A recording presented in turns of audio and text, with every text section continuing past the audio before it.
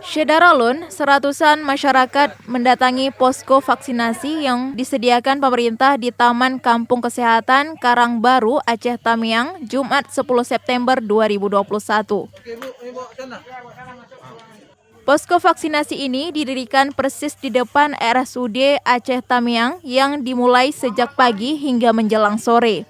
Datuk Penghulu Kampung Kesehatan Syariful Alam menjelaskan meski posko vaksinasi berada di wilayah administratifnya, pelayanan vaksinasi ini tetap berlaku untuk masyarakat luar kampung kesehatan.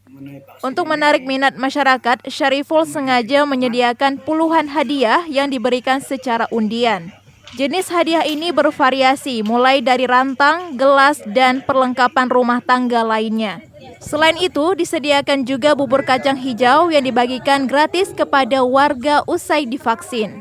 Diakuinya vaksinasi ini untuk membantu capaian target yang telah ditetapkan pemerintah serta didasari fakta tingginya kemauan masyarakat. Selama ini ada saja masyarakat yang datang ke kantor Datuk Penghulu Kesehatan minta diantarkan ke posko vaksinasi yang disediakan di Puskesmas ataupun pos yang didirikan TNI Polri. Saya melihat di lapangan masih banyak lagi warga kita yang membutuhkan. Jadi ada kita arahkan kemarin itu ke Puskesmas, ke kantor camat.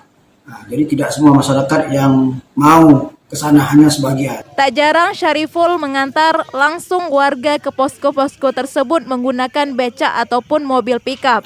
Syariful mengungkapkan kampung kesehatan tergolong daerah yang memiliki kepadatan penduduk tinggi dengan jumlah 500 kepala keluarga. Ia berharap posko vaksinasi ini kembali diadakan karena sejauh ini belum semua masyarakat menerima vaksin.